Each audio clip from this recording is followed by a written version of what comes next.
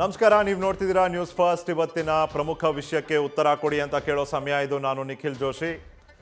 ನಿನ್ನೆ ಅಷ್ಟೇ ಅನ್ಲಾಕ್ ಆಗುತ್ತೆ ಅಂತ ಹೇಳಿದ್ರು ಅಷ್ಟೇ, ಇನ್ನು ಇವತ್ತಿಗೆ ಅಲ್ಲ, ಅದು ಸೋಮವಾರದಿಂದ ಆಗಬೇಕು. ಏನು ಸಂಭ್ರಮ, ಹಬ್ಬದಂಥ ವಾತಾವರಣ, ಹೊರಗಡೆ ಹ್ಯಾಪ್ ಮೋರೆ ಇದ್ದಂಥ ಮುಖಗಳ ಮೇಲೆ ನಗುನೋ ನಗು. ಒಳ್ಳೆಯದು, ಸಂಭ್ರಮ ಇರಬೇಕು ಕೂಡ, ಬಟ್ ಸಂಭ್ರಮದಲ್ಲಿ ನಾವು ಮೈ ಮರೆಯೋದು ಬೇಡ. ಈ ಅನ್ಲಾಕಿಂದ ನಾವು ಮತ್ತೊಮ್ಮೆ ಲಾಕ್ಗೆ ದಾರಿ ಮಾಡಿಕೊಡೋದು ಬೇಡ. ಭಾಳ ಹುಷಾರಾಗಿರ್ಬೇಕಾಗತ್ತೆ ಪ್ರತಿಯೊಬ್ಬರೂ. ಮತ್ತು ಈಗ ಮರುವಲಸೆ ಬರ್ತಿದ್ದಾರೆ ಜನ, ಅದರಲ್ಲಿ ಎರಡು ಥರದ ತೊಂದರೆ. ಒಂದು, ಪಾಪ ಅವ್ರು ಎಲ್ಲೋ ಸೇಫ್ ಆಗಿದ್ದರು, ಈಗ ಬೆಂಗಳೂರಿಗೆ ಬರ್ತಿದ್ದಾರೆ, ಅವ್ರಿಗೇನಾದ್ರು ಆಗೋಗುತ್ತಾ ಅಂತ ಒಂದು ಆತಂಕ ಅದು. ಇನ್ನೊಂದೇನಪ್ಪ ಅಂದರೆ, ಗ್ರಾಮೀಣ ಭಾಗದಲ್ಲಿ ಕೇಸ್ಗಳು ಜಾಸ್ತಿ ಇದೆ, ಅಲ್ಲಿಂದ ಈಗ ತಮ್ಮ ಜೀವನವನ್ನು ಕಟ್ಟಿಕೊಳ್ಳೋದಕ್ಕೆ ಮತ್ತೆ ಶುರು ಮಾಡೋದಕ್ಕೆ ಬೆಂಗಳೂರಿಗೆ ಬರ್ತಿದ್ದಾರೆ. ಅಲ್ಲಿಂದ ಏನಾದ್ರು ತಂದು ಬಿಡ್ತಾರಾ ಅನ್ನೋ ಆತಂಕ ಕೂಡ. ಟೋಟಲ್ ಆಗಿ ಚರ್ಚೆಯ ವಿಷಯ ಕೂಡ ಇವತ್ತು ಅನ್ಲಾಕ್ ಆತಂಕ. ಇನ್ನು ಅನ್ಲಾಕ್ ಆತಂಕ ಅನ್ನೋ ಚರ್ಚೆಯ ವಿಷಯದ ಪ್ರಮುಖ ಪ್ರಶ್ನೆಗಳನ್ನ ನೋಡೋಣ.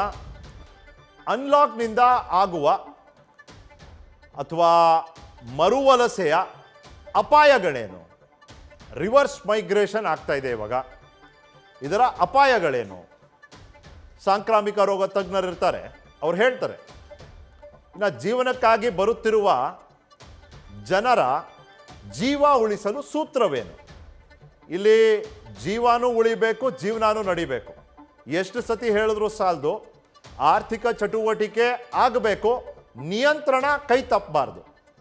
ಇಲ್ಲಿ ತೋರಿಸ್ಬೇಕಾಗಿದೆ ಸರ್ಕಾರ ತನ್ನ ಪ್ರತಿಭೆ, ಜನರು ತಮ್ಮ ಜವಾಬ್ದಾರಿಯನ್ನು. ಇನ್ನು ಸೋಂಕು ನಿಯಂತ್ರಣಕ್ಕೆ ಸರ್ಕಾರದ ಮೇಲಷ್ಟೇ ಅವಲಂಬನೆ ಸರಿನಾ? ಇಲ್ಲಿ ಗೊತ್ತಾಗೋಗ್ಬಿಟ್ಟಿದೆ ನಮಗೀಗ. ಸರ್ಕಾರ ಒಬ್ಬರೇ ಅಂದರೆ ಅವರು ಪಲ್ಟಿ ಹೊಡೆದ್ರು ಏನೂ ಮಾಡೋಕ್ಕಾಗೋದಿಲ್ಲ. ಜನರ ಸಹಭಾಗಿತ್ವ, ಜನರ ಒಂದು ಸ್ಪಷ್ಟ ಉದ್ದೇಶ ಇರಬೇಕು. ನಾನು ನನ್ನ ಜವಾಬ್ದಾರಿಯನ್ನು ನಿಭಾಯಿಸ್ತೀನಿ, ನನ್ನಿಂದ ಬೇರೆಯವ್ರಿಗೂ ತೊಂದರೆ ಆಗ್ಬೋದು ಅನ್ನೋ ಒಂದು ಚಿಂತನೆ ಅವರಲ್ಲಿರಬೇಕು. ಅದನ್ನು ತಡಿಬೇಕು ಅನ್ನೋ ಉದ್ದೇಶ ಅವ್ರದ್ದಾಗಿರ್ಬೇಕು. ಜನರು ಈ ರೀತಿ ತಮ್ಮ ಒಂದು ಪಾತ್ರವನ್ನು ನಿಭಾಯಿಸಿ ಜವಾಬ್ದಾರಿಯನ್ನು ನಿಭಾಯಿಸಿದಾಗ ನಿಜವಾಗ್ಲೂ ಈ ಸಹಭಾಗಿತ್ವದಿಂದ ನಾವು ಯಶಸ್ಸನ್ನು ಅಚೀವ್ ಮಾಡ್ತೀವಿ. ಇಲ್ಲ ಅಂದರೆ ತುಂಬ ಕಷ್ಟ ಆಗುತ್ತೆ. ಇನ್ನು ಕೆಲಸ ಮಾಡಿಸಿಕೊಳ್ಳುವ ಕೈಗಾರಿಕೋದ್ಯಮಗಳ ಜವಾಬ್ದಾರಿ ಏನು ಅಂದರೆ, ಈ ಹಿಂದಿನ ಪ್ರಶ್ನೆಯ ಒಂದು ಎಕ್ಸ್ಟೆನ್ಷನ್ ಇದೆ. ಸರ್ಕಾರದ ಮೇಲೇ ಎಕ್ಸೆಸಿವ್ ಆಗಿ ನಾವು ಅವಲಂಬಿತರಾಗುವಂಥ ಅವಶ್ಯಕತೆ ಇಲ್ಲ. ಹಾಗೆ ಆದಲ್ಲೂ ಕೂಡ ನಿರಾಸೆ ಆಗೋದು ನಮಗೇನೆ. ನಮ್ಮ ಹುಷಾರಲ್ಲಿ ನಾವಿರಬೇಕು. ನಮ್ಮ ಹುಷಾರು ಅಂದರೆ ಏನು? ಕೈಗಾರಿಕೋದ್ಯಮಗಳು ಏನು ಮಾಡ್ತಾರೆ? ಈಗ ಕೆಲ್ಸದವ್ರು ಪಾಪ ಬರ್ತಾರೆ, ಅವರು ಕೆಲ್ಸಕ್ಕೆ ಬಂದ್ರೇ ಸಂಬಳ, ಕೆಲ್ಸಕ್ಕೆ ಬರಬೇಕು ಹೋಗಬೇಕು, ಇಲ್ಲಿ ಎಲ್ಲ ಒಂದು ಪ್ರತಿಯೊಂದು ಹಂತದಲ್ಲೂ ರಿಸ್ಕ್ ಇದೆ. ಕೈ ತೊಳ್ಕೊಳ್ಳೋದಕ್ಕೆ ಆಗೋದಿಲ್ಲ ಸಂಸ್ಥೆಗಳು, ಸಂಸ್ಥಾಪಕರು. ಜವಾಬ್ದಾರಿ ನಿಭಾಯಿಸಬೇಕಾಗುತ್ತೆ. ಯಾವ ರೀತಿ? ಚರ್ಚೆ ಮೂಲಕ ತಿಳ್ಕೊಳ್ಳೋಣ. ವಾಪಸ್ ಬಂದವರ, ಭಾಳ ಇಂಪಾರ್ಟೆಂಟ್ ಇರುತ್ತಿದ್ದು, ವಾಪಸ್ ಬಂದವರ ಮೇಲೆ ನಿಗಾ ವಹಿಸಬೇಕು. ಒಟ್ಟಾರೆ ಕೋವಿಡ್ ಪರೀಕ್ಷೆ ಪ್ರಕ್ರಿಯೆ ಹೇಗೆ? ಟೆಸ್ಟಿಂಗಲ್ಲಿ ಒಂದು ಭಾಳ ಟಾರ್ಗೆಟೆಡ್ ಮತ್ತು ಫೋಕಸ್ಡ್ ಅಪ್ರೋಚ್ ಇರಬೇಕು. ಅಷ್ಟೇ ಅಲ್ಲದೆ ಬಂದವ್ರ ಮೇಲೆ ನಿಗಾ ವಹಿಸುವಂಥದ್ದು ನಡಿಬೇಕು. ಈಗ ಈ ಸೋಂಕು ಶುರುವಾಗಿ ಹತ್ರ 1.5-2 ವರ್ಷ ಆಗುತ್ತೆ. ಭಾರತಕ್ಕೆ ಬಂದು ಹೆಚ್ಚು ಕಮ್ಮಿ 1.5 ವರ್ಷನೇ ಆಯಿತು ಅಂತ ತಗೊಳ್ಳೋಣ. ಹೀಗಿದ್ದಾಗ ಇದ್ರ ಬಗ್ಗೆ ಮತ್ತೊಮ್ಮೆ ಅದೇ ಹಳೆ ಭಾವನೆಗಳು ಬೇಡ. ಇದು ಕಾಮನ್ ಆಗಿಬಿಟ್ಟಿದೆ. ಈಗ ನಾವು ಕಾಮನ್ ಆಗೇ ಟ್ರೀಟ್ ಮಾಡಬೇಕು. ಹಾಗಾದಲ್ಲಿ ಮಾತ್ರ ಈ ಅಸ್ಪೃಶ್ಯರ ಒಂದು ಭಾವನೆ, ಒಂದು ಹಿಂಜರಿಕೆ, ಅಂಜಿಕೆ, ಇದನ್ನೆಲ್ಲ ಅಳಿಸಾಕೋದ್ರಲ್ಲಿ ಆ ರೀತಿಯ ಒಂದು ಮನಸ್ಥಿತಿ ಸಹಾಯ ಮಾಡುತ್ತೆ. ಅಭಿಪ್ರಾಯಗಳು ಬದಲಾಗಬೇಕಾಗಿದೆ, ಮನಸ್ಥಿತಿ ಬದಲಾಗಬೇಕು ಅಂದರೆ. ಇದನ್ನೆಲ್ಲ ನಾವು ಹೇಗೆ ಸಾಧಿಸ್ಬೋದು ಅಂತ ಈ ಚರ್ಚೆಯ ಮೂಲಕ ನಾವು ನೋಡ್ಕೊಳ್ಳೋಣ. ಯಾಕಂದರೆ ಅನ್ಲಾಕ್ ಆದ ತಕ್ಷಣ ಅನ್ಲಾಕ್ ಆಗಿರೋದು ಊರಿಗ ಅಥವಾ ಸೋಂಕಿಗ ಅನ್ನೋ ಪ್ರಶ್ನೆ ನಮ್ಮ ಮುಂದೆ ಬರುತ್ತೆ. ಸೋಂಕನ್ನು ಅನ್ಲಾಕ್ ಮಾಡ್ದಂಗೆ ಜನರ ಮಧ್ಯೆ ಸಂಪರ್ಕ ಬೆಳೆಸೋದ್ರ ಅವಕಾಶಗಳನ್ನ ಮಾಡಿಕೊಡೋದ್ರಿಂದ ಹರಡುವಿಕೆಗೆ ಒಂದು ಅವಕಾಶ ಇದ್ದೇ ಇರುತ್ತೆ. ಸೊ ಇಲ್ಲಿ ನಾವು ನೀವು ಒಟ್ಟಿಗೆ ಸೇರಿ ಏನು ಮಾಡಬೇಕಾಗಿರೋದು ಅಂದರೆ, ಊರನ್ನ ಮಾತ್ರ ಅನ್ಲಾಕ್ ಮಾಡಬೇಕು, ಕೈಗಾರಿಕೋದ್ಯಮಗಳನ್ನ ಮಾತ್ರ ಅನ್ಲಾಕ್ ಮಾಡಬೇಕು. ಜನರ ಜೀವನವನ್ನು ವಾಪಸ್ಸು ಸಹಜ ಸ್ಥಿತಿಗೆ ತರೋ ಅಂಥ ವರ್ತನೆ ನಮ್ದಾಗಿರಬೇಕು. ಆಟ್ ದ ಸೇಮ್ ಟೈಮ್ ಯಾವುದೇ ಕಾರಣಕ್ಕೂ ಈ ವೈರಾಣು ಮತ್ತು ಸೋಂಕಿದೆಯಲ್ಲ, ಇದು ಅನ್ಲಾಕ್ ಆಗಬಾರ್ದು. ಅದು ಲಾಕ್ ಆಗ್ತಾನೆ ಹೋಗಬೇಕು. ನಿಯಂತ್ರಣದ ಹಾದಿಯಲ್ಲಿ ನಾವು ಮುಂದೆ ಸಾಕ್ತಾನೆ ಹೋಗಬೇಕು. ನನ್ನ ಜೊತೆ ಇವತ್ತು ಸ್ಟುಡಿಯೋನಲ್ಲಿ ಡಾಕ್ಟರ್ ರಿಷಿಕೇಶ್ ದಾಮ್ಲೆ ಇದ್ದಾರೆ. ಡಾಕ್ಟರ್ ರಿಷಿಕೇಶ್ ದಾಮ್ಲೆ ಜೈವಿಕ ವಿಜ್ಞಾನಿ, ವೈದ್ಯರು ಆಗಿರೋದ್ರಿಂದ ಅವರ ಒಂದು ಅನುಭವದ ಮಾತು ಇಲ್ಲಿ ಅವಶ್ಯಕತೆ ಇದೆ. ಕಾಸಿಯಾದ ಅಧ್ಯಕ್ಷರಾದ ಅರ್ಸಪ್ಪ ಅವರಿದ್ದಾರೆ. ಅರ್ಸಪ್ಪ ಅವರೇ, ಸ್ವಾಗತ ನಿಮಗೆ. Karnataka small scale industries association, ಅವಾಗಲೇ ನಾವು ಒಂದು 2-3 ಪ್ರಶ್ನೆಗಳು, ಕೈಗಾರಿಕೋದ್ಯಮಗಳು, ಅಲ್ಲಿನ ಸಂಸ್ಥೆ ಸಂಸ್ಥಾಪಕರ ಜವಾಬ್ದಾರಿ ಬಗ್ಗೆ ಮಾತಾಡಿದ್ದೀವಿ. ಅವರು ತಮ್ಮ ಅಭಿಪ್ರಾಯವನ್ನು ಹಂಚ್ಕೋತಾರೆ. ಇನ್ನು ಡಾಕ್ಟರ್ ನಯನಾ ಸುರೇಶ್ ಇದ್ದಾರೆ. ಡಾಕ್ಟರ್ ನಯನಾ ಸುರೇಶ್ ಸಾಂಕ್ರಾಮಿಕ ರೋಗ ತಜ್ಞರು. ಈ ರೀತಿ ಮರು ವಲಸೆ, ಜನರು ಬರ್ತಿರೋವಂಥದ್ದು ಊರಿಂದ ಊರಿಗೆ, ಅಂತರ್ಜಿಲ್ಲಾ ಪ್ರವಾಸ, ಪ್ರಕರಣಗಳ ಸಂಖ್ಯೆ, ಹರಡುವಿಕೆ ಸಾಧ್ಯತೆ, ಮುಂದಿನ ದಿನಗಳು, ಎಚ್ಚರಿಕೆ, ವ್ಯವಸ್ಥೆ, ಇದೆಲ್ಲದ್ರ ಬಗ್ಗೆ ನಾನು ಡಾಕ್ಟರ್ ನಯನಾ ಅವರು ಕೇಳ್ತೀನಿ. ಡಾಕ್ಟರ್ ನಯನಾ, ಗುಡ್ ಈವ್ನಿಂಗ್, ಸ್ವಾಗತ ನಿಮಗೆ. ಗೃಹ ಸಚಿವರು ಬಸವರಾಜ ಬೊಮ್ಮಾಯಿ ಅವರು ಮುಂಬರೋ ದಿನಗಳಲ್ಲಿ ಯಾವ ರೀತಿ ಏನಿರುತ್ತೆ? ಇವತ್ತು ನಾವು ಬೆಳಿಗ್ಗೆ ನೋಡಿದ್ವಿ, Tumakuru road rush, traffic jam, ಕೆಲವೊಂದು ಕಡೆ ಸಿಟಿಯಲ್ಲೇ ಟ್ರಾಫಿಕ್ ಜಾಮು. ಅನ್ಲಾಕ್ ಆಗೋದಕ್ಕೆ ಇನ್ನೂ 2 ದಿವಸ ಬಾಕಿ ಇದೆ, ಈಗಾಗಲೇ ಜನ ಅನ್ಲಾಕ್ ಮಾಡ್ಕೊಂಡ್ಬಿಟ್ಟಿದ್ದಾರೆ. ಈ ರೀತಿಯ ವರ್ತನೆ ಸದ್ಯಕ್ಕೆ ಓಕೆನೋ ಇಲ್ವೋ ಗೊತ್ತಿಲ್ಲ, ಬಟ್ ಮುಂದೆ ಈ ರೀತಿ ಆದರೆ ಅದು ಸ್ವಲ್ಪ ಕಷ್ಟ ಆಗ್ಬೋದು. ಬಟ್ ಗೃಹ ಸಚಿವರು ಏನು ಹೇಳಿದ್ರು ಕೇಳೋಣ. ನಾನು ಸಾರ್ವಜನಿಕ ವಿನಂತಿ ಮಾಡ್ತೇನೆ, ಕರೋನಾ ಕಡಿಮೆ ಆಗುತ್ತಿರುವಂಥ ಈ ಸಂದರ್ಭದಲ್ಲಿ ಇನ್ನೊಂದು 3-4 ದಿವಸ ನಾವು ಸಹಕಾರವನ್ನು ಮಾಡಿದ್ವಿ, ಸಂಪೂರ್ಣವಾಗಿ ಹತೋಟಿಗೆ ಬರ್ತದೆ. 14ನೇ ತಾರೀಕು ಇರೋದನ್ನು ಅರ್ಥ ಮಾಡಿಕೊಂಡು ಒಂದೇ ಬಾರಿಗೆ ರಸ್ತೆಗೆ ಇಳಿಯುವಂಥದ್ದನ್ನು ನಾವು ತಪ್ಪಿಸ್ಬೇಕು, ನಮ್ಮ ಅಧಿಕಾರಿಗಳಿಗೆ ಸಹಕಾರವನ್ನು ಮಾಡಬೇಕು ಅಂತ ಹೇಳಿ ಕೇಳ್ಬೋದು. ಇವತ್ತೇ ಸಾಕಷ್ಟು ಜನರು ಆತಂಕ ಇದೆ. ಅದಕ್ಕೆ ನಾನು ಹೇಳ್ತಾ ಇರೋದು, 14ನೇ ತಾರೀಕಿದ್ರು ಕೂಡ ಇವತ್ತಿಂದ ಕೆಲವರೆಲ್ಲ ನಮ್ಗೆ ಅವಕಾಶ ಇದೆ ಅನ್ನೋ ರೀತಿಯಲ್ಲಿ ಓಡಾಡ್ತಾ ಇದ್ದಾರೆ. ಅದು ಸರಿಯಲ್ಲ. 14ನೇ ತಾರೀಕಿನಿಂದ ಜಾರಿಯಾಗೋದು 14ನೇ ತಾರೀಕಿನಿಂದನೇ ಆಗಬೇಕು. ಇನ್ನೊಂದು 2-3 ದಿವಸ ನಮಗೆ ನಿಯಂತ್ರಣ ಮಾಡೋದಕ್ಕೆ ಅನುಕೂಲ ಆಗುತ್ತೆ ಅನ್ನುವಂಥ ದೃಷ್ಟಿಯಿಂದ 14ನೇ ತಾರೀಕನ್ನು ಮಾಡಿದ್ದೇವೆ. ಅದನ್ನು ಚಾಚು ತಪ್ಪದೆ ಪಾಲನೆಯನ್ನು ಮಾಡಬೇಕು ಅಂತ ನಾನು ಕೇಳ್ಬೋದು. ವೀಕೆಂಡ್ ಕರ್ಫ್ಯೂ ಮತ್ತು ನೈಟ್ ಕರ್ಫ್ಯೂ 21ರವರೆಗೂ ಮಾತ್ರ ಇರುತ್ತೆ, ಅದಾದ ನಂತರವೂ ಮುಂದುವರಿಯುತ್ತೆ. ಈಗ ಸದ್ಯಕ್ಕೆ 21ವರೆಗೂ ನಾವು ಸೂಚನೆಯನ್ನು ಕೊಟ್ಟಿದ್ದೇವೆ. ಮತ್ತು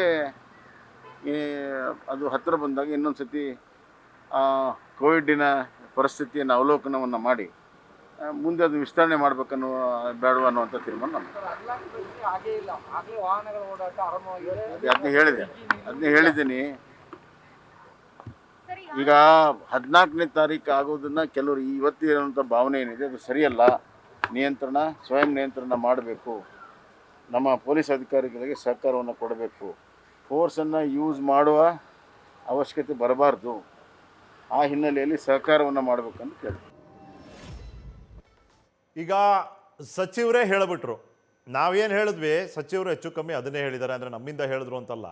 ಬಟ್ ಆಗಿರೋದು ಹಾಗೆ. ಅನ್ಲಾಕ್ ಅಂತ ನಿನ್ನೆ ಅಷ್ಟೇ ಒಂದು ಉಲ್ಲೇಖ ಆಯಿತು. ಈಗಾಗಲೇ ಜನ ಆಗೋಗಿರೋ ರೀತಿನಲ್ಲಿ ವರ್ತನೆ ಮಾಡ್ತಿದ್ದಾರೆ. ಸ್ವಲ್ಪ ನಮ್ಮ ಮೇಲೆ ನಾವು ಕಂಟ್ರೋಲನ್ನು ಇಟ್ಕೋಬೇಕಾಗತ್ತೆ. ಅರ್ಥ ಆಗುತ್ತೆ, ಆತಂಕ ಇದೆ, ಜೀವನಗಳನ್ನ ಮತ್ತೊಮ್ಮೆ ಕಟ್ಕೋಬೇಕಾಗಿದೆ. ಸಹಜ ಸ್ಥಿತಿಗೆ ಒಂದು ತಕ್ಕ ಮಟ್ಟಕ್ಕೆ ಮರಳ್ತಿದ್ದೀವಿ ಅನ್ನೋ ಭಾವನೆ ಬರ್ತಿದ್ದಂಗೆ ಈ ರೀತಿಯ ವರ್ತನೆ ಆಗೋದ್ರೆ ಸಹಜ ಸ್ಥಿತಿಯಿಂದ ನಾವು ದೂರನೇ ಉಳಿತೀವಿ. ಡಾಕ್ಟರ್ ನಯನಾ, ನೋಡಿ, ರಿವರ್ಸ್ ಮೈಗ್ರೇಷನ್, ಮರುವಲಸೆ ಬರ್ತಿರೋವಂಥದ್ದು ನಾವು ಇವತ್ತು ನೋಡ್ತಾ ಇದ್ದೀವಿ. ನಿಮ್ಮ ಮುಂದೆ ಟಿ ವಿ ಸ್ಕ್ರೀನ್ ಇದ್ದರೆ ಸದ್ಯಕ್ಕೆ ನೀವು ನೋಡ್ತಿರ್ತೀರಿ, ಇಲ್ಲ ಬೆಳಿಗ್ಗೆ ನೀವು ನೋಡಿರ್ಬೋದು. ಸಾವಿರಾರು ಜನ ವಾಪಸ್ ಬರ್ತಿರೋವಂಥದ್ದು ತಮ್ಮ ಜೀವನವನ್ನು ಕಟ್ಕೊಳ್ಳೋದಕ್ಕೆ. ಇಲ್ಲಿ ಒಂದು 2 ವೇ ಪ್ರಾಬ್ಲಮ್ ಇದೆ. ಒಂದು, ಅವರಿಲ್ಲಿ ಬಂದು ರಿಸ್ಕ್ಗೆ ಎಕ್ಸ್ಪೋಸ್ ಆಗ್ತಿದ್ದಾರೆ ಅಂತ ಒಂದು, ರಿಸ್ಕನ್ನೇ ತಗೊಂಡು ಬರ್ತಿದ್ದಾರೆ ಅಂತ ಇನ್ನೊಂದು. ಈ ಸಂದರ್ಭದಲ್ಲಿ ಸರ್ಕಾರ ತಕ್ಷಣಕ್ಕೆ ಮಾಡಬೇಕಾಗಿರುವಂಥ ನಿರ್ಧಾರಗಳು ಎಂಥದ್ದು, ವ್ಯವಸ್ಥೆ ಎಂಥದ್ದು, ನಿಯಂತ್ರಣ ಹೀಗೆ ಮುಂದುವರಿಬೇಕು, ನಾವು ಪ್ರತಿದಿನ ಕ್ಷೀಣಿಸ್ತಾ ಹೋಗಬೇಕು ಪ್ರಕರಣಗಳ ಸಂಖ್ಯೆ ಅಂದರೆ ಏನು ಮಾಡಬೇಕಾಗಿದೆ ಸರ್ಕಾರ ಈ ಹಂತದಲ್ಲಿ, ಕನ್ಸಿಡರಿಂಗ್ ಥೌಸಂಡ್ಸ್ ಬರ್ತಿದ್ದಾರೆ ಊರೊಳಗೆ? ನಿಖಿಲ್, ಲಾಸ್ಟ್ ಇಯರ್ ಲಾಕ್ಡೌನ್ ತೆಗೆದ್ಮೇಲೆ, ಅಂದ್ರೆ ಅನ್ಲಾಕ್ ಮಾಡಿದ್ಮೇಲೆ ಎಷ್ಟು ಜನ ವಲಸಿಗರು ಬಂದಿದ್ದಾರೆ ಮತ್ತೆ ಅಲ್ಲಿಂದ ಎಷ್ಟು ಜನಕ್ಕೆ ಇನ್ಫೆಕ್ಷನ್ ಆಗಿದೆ ಅನ್ನೋದು ಒಂದು ಸ್ಟಡಿ ನಡೆದಿದೆ ನಮ್ಮ ದೇಶದಲ್ಲಿ. ಸುಮಾರು 1 ಕೋಟಿಗೂ ಹೆಚ್ಚು ಜನ ಅವರವರ ಊರುಗಳಿಗೆ ವಾಪಸ್ ಹೋಗಿದ್ದಾರೆ ಕೋವಿಡ್ ಲಾಕ್ಡೌನ್ ಆದ್ಮೇಲೆ. ಅದರಲ್ಲಿ 77% ಜನ ವಾಪಸ್ ಬಂದಿದ್ದಾರೆ. ವಾಪಸ್ ಬಂದವರಲ್ಲಿ ಕಡೆ ಪಕ್ಷ 30-35% ಜನ ಇನ್ಫೆಕ್ಟ್ ಆಗಿದ್ದಾರೆ ಅನ್ನೋ ವರದಿ ನಮ್ಮ ದೇಶದಲ್ಲಿ ಹೋದ ವರ್ಷ ಲಾಕ್ಡೌನ್ ಇಂದ ಆದಂತಹ ಪರಿಸ್ಥಿತಿನ ಎಕ್ಸ್ಪ್ಲೈನ್ ಮಾಡುತ್ತೆ. ಒಂದು. ಎರಡನೇದು, ನಾವು ಈ ಟೈಮ್ ನಲ್ಲಿ ಸಾವಿರಾರು ಜನ ಬೆಂಗಳೂರಿಗೆ ಬರ್ತಾ ಇದ್ದಾರೋ ಅಥವಾ ಬೇರೆ ಬೇರೆ ಊರುಗಳಿಗೆ ತೆರಳ್ತಾ ಇದ್ದಾರೋ ಅಲ್ಲಿ ಕಮ್ಯುನಿಕೇಶನ್ ಅಂತೂ ಆಗ್ತಾ ಇದೆ. So easy way of spreading the infection. ಅದನ್ನ ತಡೆಗಟ್ಟೋದು ಹೇಗೆ? ಸೊ ಈಗ ಬರ್ತಾ ಇರೋರೆಲ್ಲ ಲೈವ್ಲಿಹುಡ್ ನ ಹುಡ್ಕೊಂಡ್ ಬರ್ತಾ ಇರೋರು, ಅಂದ್ರೆ ಉದ್ಯೋಗ ಇದೆ, ಅದ್ರಲ್ಲಿ ಅಟ್ಲೀಸ್ಟ್ ಒಂದು 60-70% ಜನಕ್ಕೆ ಉದ್ಯೋಗ ಇದೆ, ನಾವು ವಾಪಸ್ ನಮ್ ಉದ್ಯೋಗಗಳಿಗೆ ಹೋಗ್ಬೇಕು ಅನ್ನೋ ಕಾರಣಕ್ಕೆ ಬರ್ತಾ ಇದ್ದಾರೆ. ಅಲ್ಲಿ ಎಲ್ಲೋ ಒಂದ್ ಕಡೆ ನಾವು ನೀವು ಪಾಯಿಂಟ್ಸ್ ಡಿಸ್ಕಸ್ ಮಾಡ್ತಾ ಹೇಳಿದ್ರಿ, ನಮ್ಮ ಕಾರ್ಖಾನೆಗಳ ಮಾಲೀಕರಿಗೆ ಏನು ಜವಾಬ್ದಾರಿ ಬರುತ್ತೆ ಅಂತ. Can we test everybody? ಒಂದು ಟೆಸ್ಟ್ ಮಾಡಿಸಿ ಆಮೇಲೆ ಪ್ರತಿಯೊಬ್ಬ ಕಾರ್ಮಿಕರನ್ನು ಅವ್ರು ನೆಗೆಟಿವ್ ಅಂತ ಕನ್ಫರ್ಮ್ ಆದ್ಮೇಲೆ ಕೆಲ್ಸಕ್ಕೆ ತಗೋಬೋದಾ? First point. ಆಮೇಲೆ ಒಂದು ಬರೀ ಕಾರ್ಮಿಕರು ಬರ್ತಾ ಇಲ್ಲ, ಅವ್ರ ಜೊತೆನಲ್ಲಿ ಅವ್ರ ಕುಟುಂಬ ಕೂಡ ಬರ್ತಾ ಇದೆ. ಸೊ ಒಬ್ಬ ಏಸಿಂಪ್ಟಮ್ಯಾಟಿಕ್ ಪರ್ಸನ್ 7-14 ದಿನದವರೆಗೂ ಇನ್ನೊಬ್ಬರಿಗೆ ಇನ್ಫೆಕ್ಷನ್ ಹರಡಬಹುದು ಅನ್ನೋದು ಗೊತ್ತಿರೋ ವಿಷಯ. ಸೊ ಆ 7-14 ದಿನ ಇವರು ಎಷ್ಟು ಜಾಗ್ರತೆಯಿಂದ ಇರಬಹುದು, ಆ ಜಾಗ್ರತೆಗಳನ್ನ ವಹಿಸೋದಕ್ಕೆ ನಾವ್ ಈ ಮೂಲಕ ಜನಗಳಿಗೆ ಮಾಹಿತಿಯನ್ನ ಕೊಡ್ಬೋದಾ? ಆ 2 ಅಚೀವ್ ಆಯ್ತು ಅಂದ್ರೆ ಕಾರ್ಖಾನೆಗಳಿಗೆ ಕೆಲಸಕ್ಕೆ ಹೋಗುವಂತವ್ರು ಕೂಡ ನೆಗೆಟಿವ್ ಅನ್ನೋ ಕನ್ಫರ್ಮೇಶನ್ ಇರುತ್ತೆ. ಅಕಸ್ಮಾತ್ ಅವರ ಜೊತೆನಲ್ಲಿ ಬಂದಂತಹ ಕುಟುಂಬಸ್ಥರು ಏನಾದ್ರು ಪಾಸಿಟಿವ್ ಆಗಿದ್ರೆ ಅವ್ರು ಕೂಡ ಹೊರಗಡೆ ಇರೋರ್ಗೆ ಸ್ಪ್ರೆಡ್ ಮಾಡೋದಿಲ್ಲ ಅನ್ನೋದನ್ನ ತಕ್ಕ ಮಟ್ಟಿಗೆ ನಾವು ಅರ್ಥ ಮಾಡ್ಕೋಬಹುದು. ಈ 2 ಬೇಸಿಕ್ ಡೀಟೇಲ್ಸ್ ನ ಅರ್ಥ ಮಾಡ್ಕೊಂಡ್ರೆ ಬಹುಶಃ ಈ ರಿವರ್ಸ್ ಮೈಗ್ರೇಷನ್ ಇಂದ ಸ್ಪ್ರೆಡ್ ಆಗುವಂತದನ್ನ ನಾವು ತಡೆಗಟ್ಟೋದ್ರಲ್ಲಿ ಯಶಸ್ವಿ ಆಗ್ಬೋದು ಅನ್ಸುತ್ತೆ. ಓಕೆ, ಇನ್ನೊಂದು ಸ್ವಲ್ಪ ಡೀಟೇಲ್ಡ್ ಪ್ರಶ್ನೆಗಳಿದೆ, ನಾನು ಕೇಳ್ತೀನಿ ನಿಮಗೆ ಡಾಕ್ಟರ್ ನಯನ. ಡಾಕ್ಟರ್ ದಾಮ್ಲೆ, ಈಗ ನಾವು ಎಂಥ ಪರಿಸ್ಥಿತಿಯಲ್ಲಿ ಇದ್ದೀವಿ ಅಂದರೆ, ನಾನು ಎಷ್ಟು ಸತಿ ಹೇಳಿದ್ರು ಸಾಲದು, ಜೀವನೂ ಉಳಿಬೇಕು, ಜೀವನನೂ ನಡಿಬೇಕು. ಬರ್ತಿರೋರಿಗೆ ಬರಬೇಡ ಅಂತ ಹೇಳೋದಕ್ಕೆ ನಾವು ಯಾರು? ಅಂತರ್ಜಿಲ್ಲಾ ಪ್ರವಾಸಕ್ಕೆ ಸಾರಿಗೆಗೆ ಅನುಮತಿ ಇಲ್ಲ, ಖಾಸಗಿ ವಾಹನದಲ್ಲಿ ಬರ್ಬೋದಲ್ಲ, ಬರ್ತಾ ಇದ್ದಾರೆ. ಜೀವನ ಕಟ್ಕೋಬೇಕು, ಸಹಜಕ್ಕೆ ಮರಳಬೇಕು, ದುಡಿಮೆ ಆಗಬೇಕು, ಕೈಗಾರಿಕೋದ್ಯಮಗಳಿಗೆ ತೆಗೆಯೋದಕ್ಕೆ ಅವಕಾಶ ಕೊಟ್ಟಿದೆ ಸರ್ಕಾರ. ಶ್ರಮಿಕ ವರ್ಗದವರು ಬಂದೇ ಬರಬೇಕು, ಬರ್ತಾರೆ ಕೂಡ. ನಿಗಾ ವಹಿಸೋದು ಹೇಗೆ? ಬೆಂಗಳೂರು ನಗರ ಎಲ್ಲರಿದ್ದು, ಇಲ್ಲಿ ವಾಸಿಸುವವರದ್ದು ಮಾತ್ರ ಅಲ್ಲ, ಅದರಿಂದ ವಲಸೆ ಬರುವವರನ್ನು ನಾವು ವೆಲ್ಕಮ್ ಮಾಡಲೇಬೇಕಾಗಿ ಬರುತ್ತೆ. ಯಾಕಂದರೆ ಅವರ ಅಗತ್ಯ ಇದೆ, ನಮಗೆ ನಮ್ಮ ಆರ್ಥಿಕ ಚಟುವಟಿಕೆಗೂ ಅಗತ್ಯ ಇದೆ, ನಮ್ಮ ಜೀವನಕ್ಕೂ ಅವರ ಅಗತ್ಯ ಇದೆ. ಅದರಿಂದ ಅವರು ಬರಲೇಬೇಕು. ಇಲ್ಲಿ ಬಂದು ಕೆಲಸ ಮಾಡಲು ಈಗ ಅವಕಾಶ ಇರುವವರು ಭಾಗ್ಯವಂತರು. ಆದರೆ ಇದರಿಂದ ಉದ್ಯೋಗ ಕಳ್ಕೊಂಡವರು ಅಥವಾ ಉದ್ಯೋಗ ಇಲ್ಲದೆ ಮನೆಯಲ್ಲೇ ಇದ್ದವರು ಅವರು ದುರ್ಭಾಗ್ಯವಂತರು. ಅವರು ತಿರ್ಗಾ ಕೆಲಸಕ್ಕೆ ಬರುವಂಗೆ ಆಗಬೇಕಂತಾದರೆ ಈ ಭಾಗ್ಯವಂತರು ಜಾಗೃತಿಯಿಂದ ಇರಬೇಕು, ಜವಾಬ್ದಾರಿಯಿಂದ ಇರಬೇಕು. ಬೇಜವಾಬ್ದಾರಿಯಿಂದ ನಡೆದು 3ನೇ ಅಲೆ ಕೂಡಲೇ ಬರುವಂತಾದರೆ ಬೇಜವಾಬ್ದಾರಿಯಿಂದ ನಡೆದವರ ಕೆಲಸನೂ ಹೋಗುತ್ತೆ, ಮನೆಯಲ್ಲಿದ್ದು ಪಟ್ಟವರಿಗೆ ಬರಲು ಆಗಲ್ಲ, ಇನ್ನೂ ಕಷ್ಟ ಆಗುತ್ತೆ. ಸೊ ಅದು ನಮ್ಮ ಜವಾಬ್ದಾರಿಯತೆ ಅನ್ನೋದು ವಿಷಯ. ಇನ್ನೊಂದು ನೀವು ಹೇಳಿದರೆ ಉದ್ಯೋಗಸ್ಥರು ಏನು ಮಾಡ್ಬೋದು? ಆ್ಯಕ್ಚುಲಿ 3 ಪ್ರಾಂಗ್ ಸ್ಟ್ರಾಟಜಿ ಮಾಡ್ಬೋದು. ರ್ಯಾಪಿಡ್ ಆ್ಯಂಟಿಜನ್ ಟೆಸ್ಟ್ ಇದೆ. ರ್ಯಾಂಡಮ್ ಆಗಿ ಈಗ 3 ಥರದ ಜನರು ನಿಮಗೆ ಕಾಣ್ಬೋದು. ಒಂದು ಆಲ್ರೆಡಿ ಕೊರೋನಾ ಬಂದವರಿಗೆ 2ನೇ ಸಲ ಕೊರೋನಾ ಬರುವ ಸಾಧ್ಯತೆ ಕಡಿಮೆ. ಸೊ ಅವರು ಒಂದು ಗ್ರೂಪು. ಅಟ್ಲೀಸ್ಟ್ ಒಂದು ವ್ಯಾಕ್ಸಿನ್ ಹಾಕ್ಕೊಂಡವರು, ಅದು 2ನೇ ಗ್ರೂಪು. ಈ ವ್ಯಾಕ್ಸಿನೂ ಹಾಕಿಲ್ಲ, ಕೊರೋನಾನು ಬಂದಿಲ್ಲ, ಅವರು ದೇ ಆರ್ ಮೋಸ್ಟ್ ವಲ್ನರೇಬಲ್. ಬಹಳ ಚೆನ್ನಾಗಿ ಹೇಳಿದ್ರಿ. ಅವರಿಗೆ ರ್ಯಾಂಡಮ್ ಟೆಸ್ಟ್ ಮಾಡಲೇಬೇಕು. ರ್ಯಾಂಡಮ್ ಟೆಸ್ಟ್ ಅಂದರೆ ಪ್ರತಿಯೊಬ್ಬನಿಗೂ ಕಂಪ್ಲೀಟ್ ಆಗಿ ಟೆಸ್ಟ್ ಮಾಡಲು ನಾವು ಹುರಿದುಂಬಿಸ್ಬೋದು. ಎಲ್ಲ ಉದ್ಯೋಗ ಕೊಡುವ ಅವರೇ ಕಷ್ಟದಲ್ಲಿದ್ದಾರೆ, ಎಲ್ಲರಿಗೆ ಟೆಸ್ಟ್ ಮಾಡುವಂಥ ಸಾಧ್ಯತೆ ಇದೆಯಾ ಗೊತ್ತಿಲ್ಲ. ಆದಷ್ಟು ಸ್ವಯಂ ಟೆಸ್ಟ್ ಮಾಡ್ಕೊಳ್ಳಿಕ್ಕೆ ನಾವು ಅವರಿಗೆ ಪ್ರೇರಣೆ ಮಾಡ್ಬೋದು. 2ನೇದು ರ್ಯಾಂಡಮ್ ಟೆಸ್ಟ್ ಅಂತ ಇದೆ. ರ್ಯಾಂಡಮ್ ಅಂತ ಹೇಳಿದರೆ ನಾವು ಒಂದು 2-3 ಪ್ಯಾರಾಮೀಟರ್ ಇಟ್ಕೋಬೋದು. ಒಂದು, ಯಾರಿಗಾರು ಸ್ವಲ್ಪ ಮೂಗು ಗಟ್ಟಿದೆ, ಥ್ರೋಟ್ ಪೇನ್ ಇದೆ, ಲೂಸ್ ಮೋಷನ್ ಇದೆ, ಏನು ಸಿಂಪ್ಟಮ್ ಇದ್ರು, ಯಾಕಂದರೆ ಕೊರೋನಾದಿಂದ ಯಾವುದೇ ಸಿಂಪ್ಟಮ್ ಬರ್ಬೋದು, ಯಾವುದೇ ಲಕ್ಷಣ ಬರ್ಬೋದು, ಆ ರೀತಿ ಆಗಿಬಿಟ್ಟಿದೆ. ಸೊ ಯಾರಿಗೆ ಏನು ಲಕ್ಷಣ ಇದ್ದರೂ ಆ ಉದ್ಯೋಗದ ಒಡೆಯರು ಕೂಡಲೇ ಅವರಿಗೆ ರ್ಯಾಪಿಡ್ ಆ್ಯಂಟಿಜನ್ ಟೆಸ್ಟ್ ಆದರೂ ಅಟ್ಲೀಸ್ಟ್ ಮಾಡಿಸ್ಬೇಕು. ಆಮೇಲೆ ಪಾಸಿಟಿವ್ ಇದ್ದರೆ RT-PCR ಮಾಡಲೇಬೇಕು. ನಿಮಗೆ ರ್ಯಾಪಿಡ್ ಆ್ಯಂಟಿಜನ್ ಟೆಸ್ಟ್ ಇದ್ದು ಡೌಟ್ ಇದ್ದರೆ ಅವರಿಗೆ ಕೂಡಲೇ ಟೆಸ್ಟ್ ಮಾಡಿಸ್ಬೇಕು. 2ನೇದು ಇದು ವ್ಯಾಕ್ಸಿನ್ ಅಭಿಯಾನ, ಲಸಿಕೆ ಅಭಿಯಾನ ಮಾಡಿ ಈ ವಲ್ನರಬಲ್ ಗ್ರೂಪಿಗೆ ಕೂಡಲೇ ಲಸಿಕೆ ಹಾಕುವಂತೆ ಮಾಹಿತಿಗಳನ್ನು ಕೊಡೋದು, ಎಲ್ಲೆಲ್ಲಿ ವ್ಯಾಕ್ಸಿನ್ ಸಿಗುತ್ತೆ ಅಂತ ಹೇಳೋದು. ಅದು ಅಲ್ಲದೆ ಈ ಲಸಿಕೆಯ ಬಗ್ಗೆ ಇರುವ ಅಪನಂಬಿಕೆಯನ್ನು ತೆಗೆಸಿ ಅವರಿಗೆ ಸ್ವಲ್ಪ ಹುರಿದುಂಬಿಸೋದು, ಈ ಕೆಲಸ ಮಾಡಬೇಕು ನಾವು. ಜಾಗೃತಿ ಮತ್ತು ಅದರ ಬಗ್ಗೆ ಈ ಸೂಜಿ, ಇದು ಒಂದು ಸೂಜಿಯ ಭಯ ಬೇಡ, ಇದು ಒಳ್ಳೆಯ ಸೂಜಿ, ಇದರಿಂದ ನೋವಾಗಲ್ಲ, ಈ ವ್ಯಾಕ್ಸಿನಿಂದ ಏನೂ ತೊಂದರೆ ಆಗಲ್ಲ ಅಂತ ಅವರಿಗೆ ಹೇಳಬೇಕು ನಾವು. ಯಾಕಂದರೆ ತುಂಬ ಜನರಿಗೆ ಸೂಜಿಯ ಭಯ ಇರುತ್ತೆ, ಅದಕ್ಕೆ ಬೇಕಾಗಿ ವ್ಯಾಕ್ಸಿನ್ ತಗೊಳ್ಳಲ್ಲ. ಎಸ್ಪೆಷಲಿ ಕೆಲವು ವರ್ಗದ ಜನರು ವ್ಯಾಕ್ಸಿನ್ ತಗೊಳ್ಳಲ್ಲ. ಇನ್ಫ್ಯಾಕ್ಟ್ ಈ ವರ್ಗ ನಾವೇನು ಮಾತಾಡ್ತಿದ್ದೀವಿ ಪರ್ಟಿಕ್ಯುಲರ್ ಆಗಿ, ಯಾಕಂದರೆ ಇವರೆಲ್ಲ ಗ್ರಾಮೀಣ ಭಾಗದಿಂದನೇ ಬರ್ತಿರೋವಂಥದ್ದು. ಈಗ ನಮಗೆ ಗೊತ್ತಿದೆ, ನಗರಗಳಿಗಿಂತ ಗ್ರಾಮೀಣ ಭಾಗದಲ್ಲಿ ಹೆಚ್ಚಿಗೆ ಪ್ರಕರಣ ಇರೋದು. ಇವತ್ತು ಬೆಳಿಗ್ಗೆ ನಾನು ತಿಳ್ಕೊಂಡೆ, ಒಂದು ಟೈಮ್ ಇತ್ತು ಎಷ್ಟು ಪ್ರಕರಣಗಳು ರಾಜ್ಯದಲ್ಲಿ ರಿಪೋರ್ಟ್ ಆಗೋದು 50% ಬೆಂಗಳೂರಿಂದ ಆಗ್ತಿತ್ತು. ಹೌದು. ಆದರೆ ಇವತ್ತು ಅದ್ರ ಉಲ್ಟಾ ಆಗಿದೆ.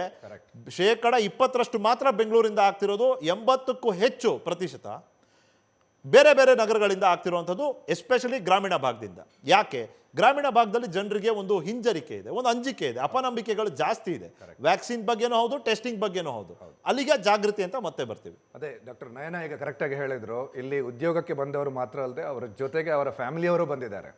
ಆದ್ರಿಂದ ಒಂದ್ಸಲ ನೀವು ಒಬ್ಬರನ್ನ ಟೆಸ್ಟ್ ಮಾಡಿದ ತಕ್ಷಣ ನೆಗೆಟಿವ್ ಆದರೆ ಇಟ್ ಡಸಂಟ್ ಮೀನ್ ಅವರಿಗೆ ನಮ್ಮ ಕಾಯಿಲೆ ಬರಲ್ಲ ಅಂತ. ಯಾಕಂದ್ರೆ ಅವರು ಮನೆಗೆ ಹೋಗಿ ಮನೆಯವರಿಗೆ ಕಾಯಿಲೆ ಇದ್ರೆ ಅದನ್ನ ತಗೊಂಡ್ಬರ್ಬೋದು. ನೀವು ವ್ಯಾಕ್ಸಿನ್ ಬಗ್ಗೆ ಹೇಳಿದ್ರಿ, ವೆರಿ ಇಂಪಾರ್ಟೆಂಟ್ ವಿಷಯ.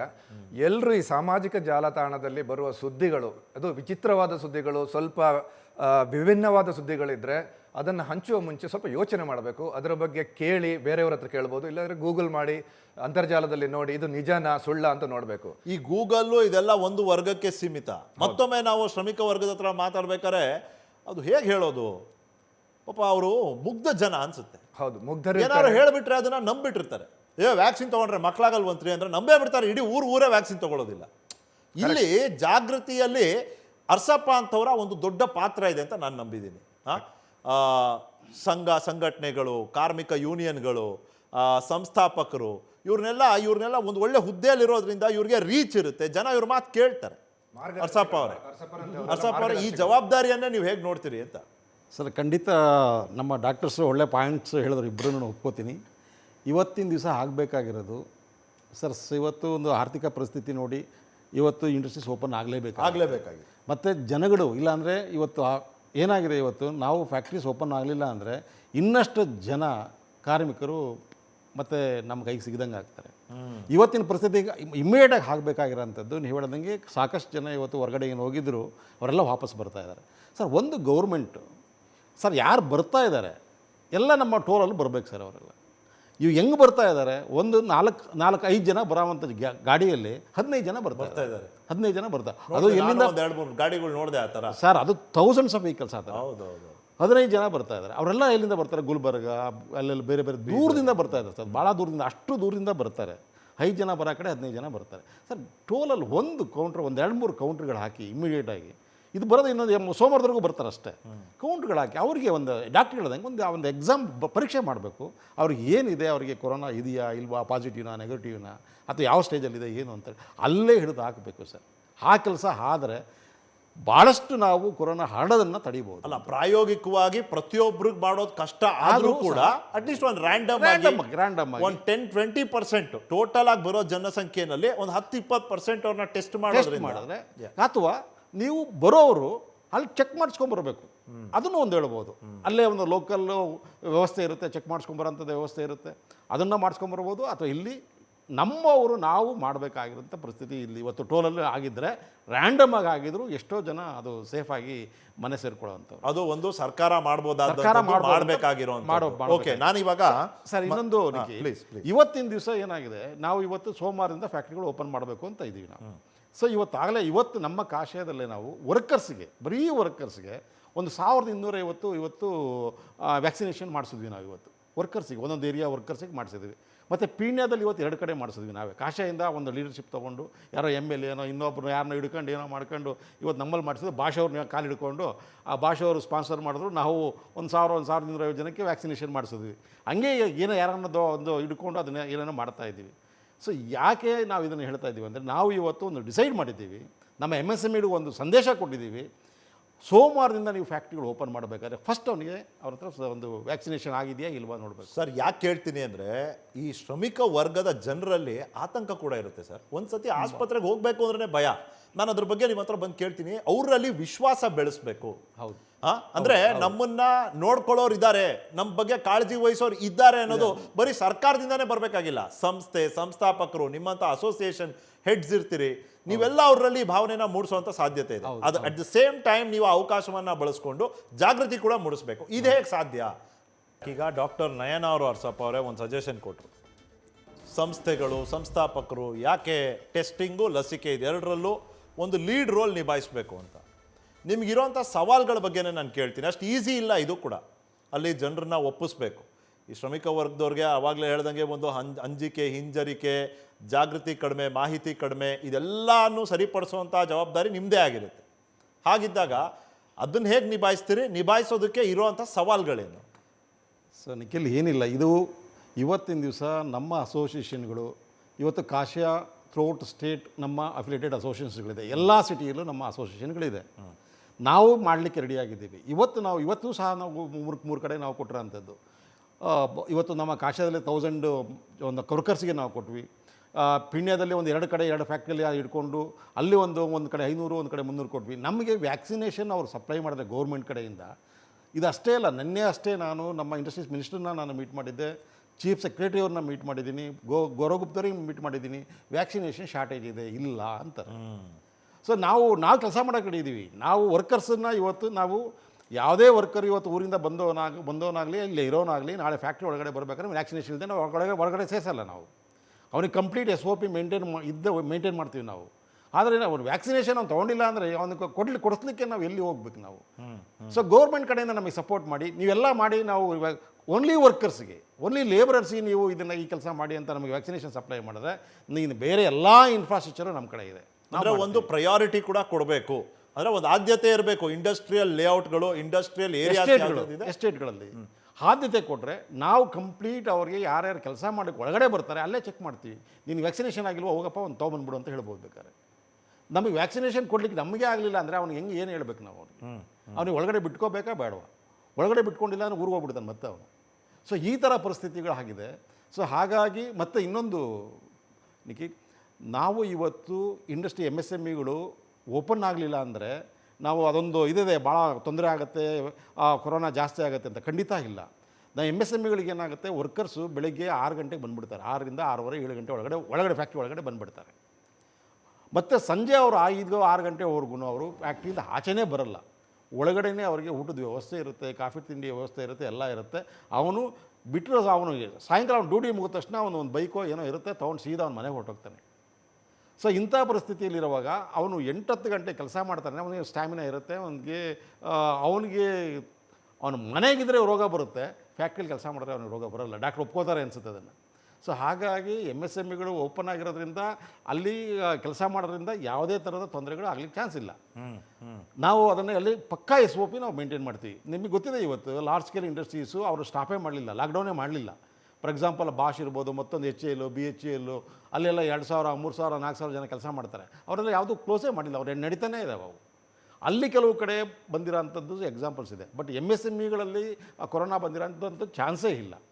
ಆಮೇಲೆ ಇವಾಗ ಏನಾಗಿದೆ ಇನ್ನೊಂದು ಪರಿಸ್ಥಿತಿ, MSMEಗಳು ಓಪನ್ ಮಾಡಿದ್ದಾರೆ ಸೋಮವಾರದಿಂದ.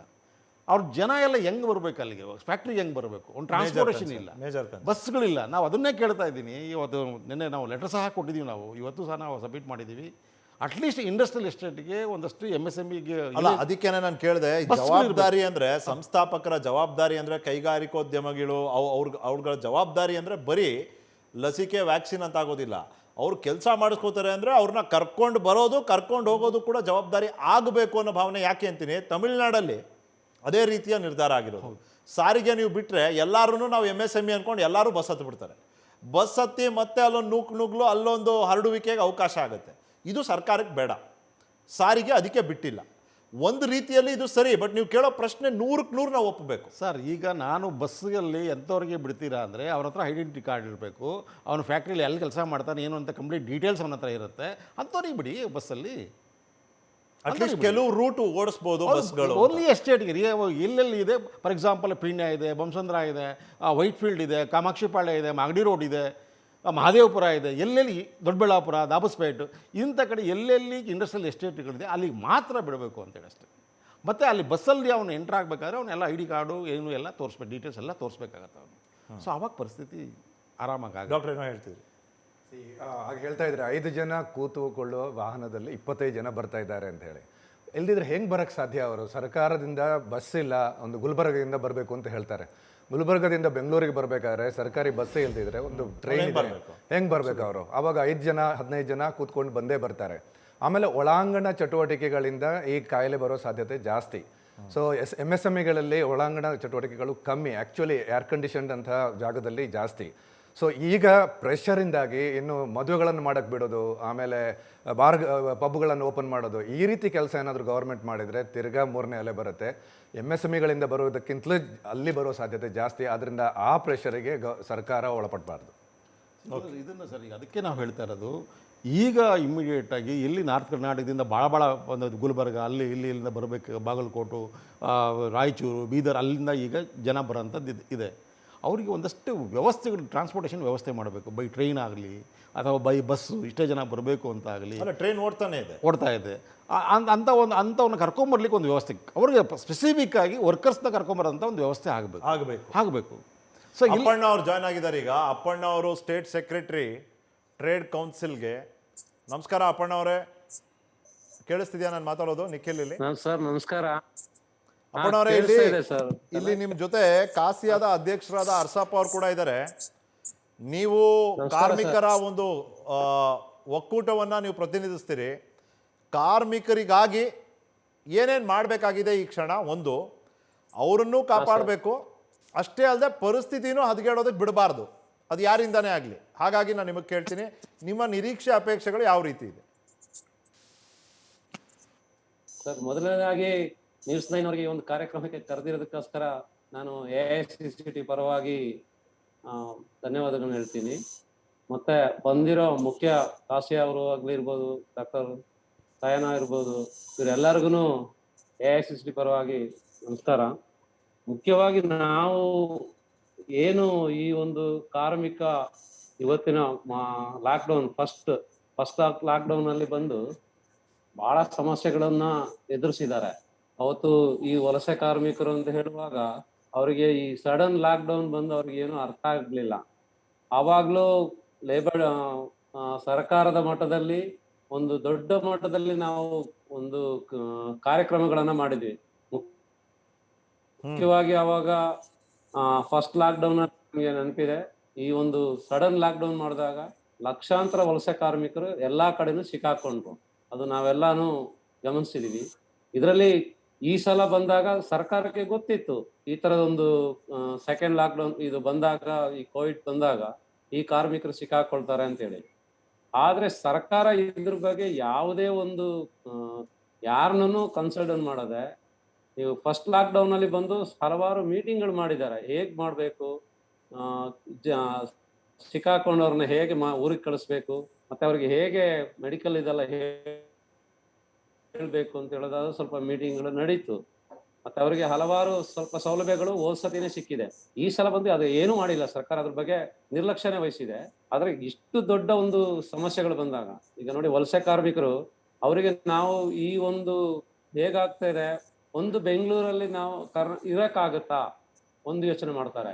ಇದ್ರೆ ಏನಾದ್ರು ರೋಗಗಳೇನಾದ್ರು ಬಂದಾಗ ಅವ್ರಿಗೆ ನಾವು ಟ್ರೀಟ್ಮೆಂಟ್ ಇಲ್ಲಿ ತಗೊಳಕ್ ಆಗುತ್ತಾ ಅಂತ ಹೇಳೋ ಭಯ ಇದೆ.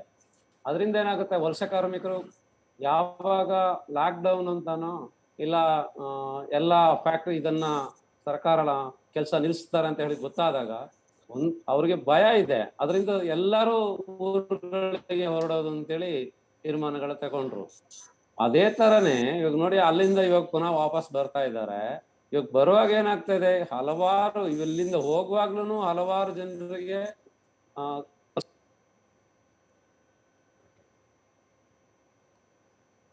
ಮ್ಯೂಟ್ ಏನಾದ್ರು ಮಾಡ್ಬಿಟ್ರ ನೋಡಿ ಅಪ್ಪಣ್ಣ ಅವರೇ, ನೀವು ಧ್ವನಿ ಕೇಳ್ತಿಲ್ಲ.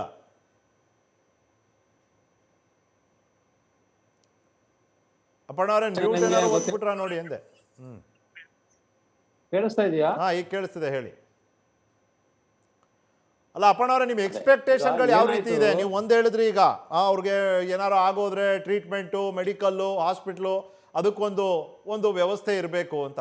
ಅದೇ ರೀತಿ ಬೇರೆ ಬೇರೆ ನಿಮ್ಮ ನಿರೀಕ್ಷೆಗಳು ಯಾಕೆ ಗೊತ್ತಾ? ಇಲ್ಲಿ ಬರೋ ಅಂಥ ಮರುವಲಸೆ ಬರ್ತಿರೋರು ಅಂಥವ್ರಿಗೆ ಅವ್ರಿಗೂ ತೊಂದರೆ ಇದೆ, ಅವರಿಂದಾನೂ ತೊಂದರೆ ಆಗ್ಬೋದು. ಈ ಎರಡೂ ಸಾಧ್ಯತೆಗಳನ್ನ ನಾವು ಮನಸ್ಸಲ್ಲಿ ಇಟ್ಕೋಬೇಕಾಗತ್ತೆ. ಬರೀ ಅವ್ರಿಗೆ ಮಾತ್ರ ತೊಂದರೆ ಆಗುತ್ತೆ ಅಂದರೆ ಅದು ನಾವು ಒನ್ ಪಾರ್ಟ್ ಆಫ್ ದ ಪ್ರಾಬ್ಲಮ್ನ ಮಾತ್ರ ನೋಡ್ತಾ ಇದ್ದೀವಿ. ಇದನ್ನ ನಾವು ಸಮಗ್ರವಾಗಿ ನೋಡಬೇಕು ಅಂದರೆ ಇದು 2 ವೇ ಪ್ರಾಬ್ಲಮ್. ಅವರಿಗೂ ಪ್ರಾಬ್ಲಮ್ ಇದೆ, ಅವರಿಂದಾನೂ ಆಗ್ಬೋದು ಅನ್ನೋದನ್ನ ತಿಳ್ಕೊಂಡೇ ಮಾತಾಡಬೇಕು ಅಪ್ಪಣ್ಣ ಅವರೇ. ಖಂಡಿತ ಸರ್. ಇವಾಗ ನೋಡಿ, ಇವಾಗ ಹಲವಾರು ಫ್ಯಾಕ್ಟ್ರಿಗಳು ಓಪನ್ ಮಾಡ್ತೀವಿ ಅಂತ ಹೇಳಿದ್ದಾರೆ. ಈಗ ವಲಸೆ ಕಾರ್ಮಿಕರು ಅಂತ ಹೇಳುವಾಗ ಎಲ್ಲಾ ಜಾಗದಲ್ಲಿ ಇದ್ದಾರೆ. ಕನ್ಸ್ಟ್ರಕ್ಷನ್ ವರ್ಕರ್ ಇದ್ದಾರೆ, ಹೋಟೆಲ್ ಕಾರ್ಮಿಕರು ಇದ್ದಾರೆ, ಬೇರೆ ಇದರಲ್ಲಿ ಮಾಲ್ಗಳಲ್ಲಿ ಈ ತರ ಕೆಲಸ ಮಾಡೋರು ಸುಮಾರು ಜನ ವಲಸೆ ಕಾರ್ಮಿಕರಿದ್ದಾರೆ. ಈ ಕಾರ್ಮಿಕರಿಗೆ ಒಂದು ಕಡೆ ಬಂದು ಈ ಒಂದು ಕಂಪನಿಯವರು ನೀವು ಕೆಲ್ಸಕ್ಕೆ ಬರ್ಬೇಕು ಅಂತಾನು ಒತ್ತಡ ಆಗ್ತಾ ಇದ್ದಾರೆ, ನೀವು ಬನ್ನಿ ಕೆಲ್ಸಕ್ಕೆ ಅಂತೇಳಿ. ಒಂದ್ ಕಡೆ ಸರ್ಕಾರ ಬಂದು ಲೇಬರ್ ಡಿಪಾರ್ಟ್ಮೆಂಟ್ ಇದಕ್ಕೆ ಒಂದು ಸ್ಪಷ್ಟವಾಗಿ ಅವರಿಗೆ ತೀರ್ಮಾನಗಳು ಹೇಳ್ಬೇಕು, ನೀವು ಅಲ್ಲೇ ಇರಿ. ಯಾಕಂದ್ರೆ ಹೋದ್ಸತಿ ಇವ್ರು ಏನ್ ಹೇಳಿದ್ರು, ನಿಮ್ಗೆ ಸಂಬಳ ಕೊಡ್ತೀವಿ ಅಂತ ಹೇಳಿದ್ರು, ಆದ್ರೆ ಯಾರಿಗೂ ಸಂಬಳಗಳನ್ನ ಕೊಟ್ಟಿಲ್ಲ. ಇವತ್ತಿಗೂ ನೋಡಿ, ಮೆಟ್ರೋ ವರ್ಕರ್ಗೆ 4 ತಿಂಗಳಿಂದ ಸಂಬಳಗಳಾಗ್ಲಿಲ್ಲ. ಮತ್ತೆ ಈ ಒಂದು ಕಂಪನಿಯವರು, ಯಾವ ಕಂಪನಿಯವರು ಇದಾರೋ ಅವರು ನಾವು ವ್ಯಾಕ್ಸಿನ್ ನಿಮ್ಗೆ ಹಾಕ್ಸ್ತೀವಿ ಅಂತ ಹೇಳಿ ಆದ್ರೂ ಭರವಸೆ ಕೊಡ್ಬೇಕಾಗಿತ್ತು, ಅದನ್ನು ಕೊಟ್ಟಿಲ್ಲ. ಅಲ್ಲ, ಅದು ಮತ್ತೆ ಕೊಟ್ಟಿಲ್ಲ, ಅಲ್ಲ, ಈ ವಲಸೆ ಮಾಡಿಸ್ತಾ ಇದ್ದಾರೆ. ವಾಪಸ್ ಈಗ ಹೋದ ಅದೇ ರೀತಿ ಇನ್ನು ಕಾರ್ಮಿಕರಿಗೆ ಹೆಚ್ಚಿಗೆ ಸಂಘ ಸಂಘಟನೆಗಳು ಸಂಸ್ಥೆಗಳು ಮಾಡಬೇಕಾಗಿದೆ. ಡಾಕ್ಟರ್ ನಯನ, ಈಗ ಟೆಸ್ಟಿಂಗ್ ಸ್ಟ್ರಾಟಜಿ ಭಾಳ ಇಂಪಾರ್ಟೆಂಟ್. ನೀವು ಹೇಳಿದ್ರಿ, ಇಲ್ಲಿ ಅರ್ಸಪ್ಪ ಅವ್ರು ಹೇಳಿದ್ರು ಟೋಲ್ ಹತ್ರನೇ ಮಾಡ್ಬೋದು, ಅಲ್ಲೂ 100% ಕವರೇಜ್ ಸಾಧ್ಯ ಇಲ್ಲ, ಪ್ರಾಕ್ಟಿಕಲಿ ನಾಟ್ ಪಾಸಿಬಲ್. ಬಟ್ ಈಗ ಕೈಗಾರಿಕೋದ್ಯಮಗಳಿಗೆ ಅವಕಾಶ ಕೊಟ್ಟಿರೋದ್ರಿಂದ ಇಂಡಸ್ಟ್ರಿಯಲ್ ಏರಿಯಾಗಳಿಗೇನೆ ಫೋಕಸ್ಡ್ ಆಗಿ ಒಂದು ಟಾರ್ಗೆಟೆಡ್ ಟೆಸ್ಟಿಂಗ್ ಸ್ಟ್ರಾಟಜಿ ಯಾವ ರೀತಿ ಇರ್ಬೋದು ಡಾಕ್ಟರ್ ನಯನ? ಪ್ರತಿ ನೋಡಿ sir. ಫ್ಯಾಕ್ಟರಿ ಅಥವಾ ಇಂಡಸ್ಟ್ರಿನಲ್ಲಿ you will have a count of number of employees ಅಲ್ವಾ. ಮೊದಲನೇದಾಗಿ ಆ ಕೌಂಟ್ ನ ತಗೊಂಡು ನಾವು ವ್ಯಾಕ್ಸಿನ್ಸ್ ನಮ್ಮ ಹತ್ರ ಅಷ್ಟು ಇದ್ಯಾ ಫಸ್ಟ್ ಚೆಕ್ ಮಾಡ್ಬೇಕು. ಬಿಕಾಸ್ ಸರ್ ಹೇಳಿದ್ರು, ನಮ್ಮಲ್ಲಿ ವ್ಯಾಕ್ಸಿನೇಷನ್ ಕೊರತೆ ಆಗಿರೋದು ಮೇನ್ ಕಾರಣ. ನಾವು ಮಾಡೋದಕ್ಕೆ ರೆಡಿ ಇದೀವಿ, ನಮಗೆ ವ್ಯಾಕ್ಸಿನ್ಸ್ ಕೊಟ್ರೆ ಖಂಡಿತವಾಗ್ಲೂ ಮಾಡಿಸ್ತೀವಿ ಅಂತ. ಸೊ ಅವ್ರ ಹತ್ರ ಒಂದ್ ಕೌಂಟ್ ಇರುತ್ತೆ, ಎಷ್ಟು ಜನ ಬರ್ತಾರೆ ಎಂಪ್ಲಾಯೀಸ್ ಅಂತ. ಒಂದಷ್ಟು ವ್ಯಾಕ್ಸಿನ್ಸ್ ಹೆಚ್ಚಾದ್ರೂ ಪರವಾಗಿಲ್ಲ, ಕಡಿಮೆ ಆಗದ ಹಂಗೆ ವ್ಯಾಕ್ಸಿನ್ಸ್ ನ ನಾವು ಪ್ರೊಕ್ಯೂರ್ ಮಾಡಕ್ ಸಾಧ್ಯ ಆಗತ್ತಾ, ಫಸ್ಟ್ ಪಾಯಿಂಟ್ ಕನ್ಸಿಡರ್ ಮಾಡ್ಬೇಕು. ಇದು ಆದ ಪಕ್ಷದಲ್ಲಿ ಮೊದಲನೇ ಆದ್ಯತೆ ಅಲ್ಲಿನ ಲೇಬರರ್ಸ್ ಆಗ್ಬೇಕು. ಅದಾದ ನಂತರ ಅವರ ಫ್ಯಾಮಿಲಿನ ಕೂಡ ಕಾನ್ಸಂಟ್ರೇಟ್ ಮಾಡ್ಬೇಕಾಗತ್ತೆ. ಯಾಕಂದ್ರೆ ಒಬ್ರಿಂದ ಇನ್ನೊಬ್ರಿಗೆ ಹರಡೋದಿರುತ್ತೆ. ಅಂಡ್ ನಾವು ಈ ಲೇಬರರ್ಸ್ ಇರುವಂತಹ ಜಾಗಗಳಲ್ಲಿ ನಿಮ್ಗೆ ಡಿಸ್ಟೆನ್ಸಿಂಗ್ ಆಗ್ಲಿ, ಮನೆಯಲ್ಲಿ ಕ್ವಾರಂಟೈನ್ ಆಗ್ಲಿ ಅವಕಾಶ ಇರುತ್ತೆ ಅಂತ ಹೇಳಿಕ್ ಬರೋದಿಲ್ಲ. ಯಾಕಂದ್ರೆ ನಾವು ಹೋಮ್ ಕ್ವಾರಂಟೈನ್ಗೆ ಒಂದು ಸ್ಟ್ಯಾಂಡರ್ಡ್ ಆಪರೇಟಿಂಗ್ ಪ್ರೊಸೀಜರ್ಸ್ ನ ಚೆಕ್ ಮಾಡಿದಾಗ ನಾವ್ ಹೇಳೋದು, ಪ್ರತಿಯೊಬ್ಬ ವ್ಯಕ್ತಿಗೆ ಸೆಪರೇಟ್ ಬಾತ್ರೂಮ್ ಇದೆಯಾ, ಸೆಪರೇಟ್ ರೂಮ್ ಇದೆಯಾ, ಅವ್ರು ಈ ಡಿಸ್ಟೆನ್ಸ್ ನಲ್ಲಿ ಇದ್ದಾರಾ, ಆಗ ಅವ್ರು ಒಬ್ರಿಂದ ಇನ್ನೊಬ್ರಿಗೆ ಇನ್ಫೆಕ್ಷನ್ ಹರಡೋದಿಲ್ಲ ಅಂತ. ನೀವು ಲೇಬರ್ ಕ್ಲಾಸ್ ನಲ್ಲಿ ಇಷ್ಟು ಎಕ್ಸ್ಪೆಕ್ಟೇಷನ್ಸ್ ಫುಲ್ಫಿಲ್ ಮಾಡೋದಕ್ಕೆ ಸಾಧ್ಯ ಇಲ್ಲ.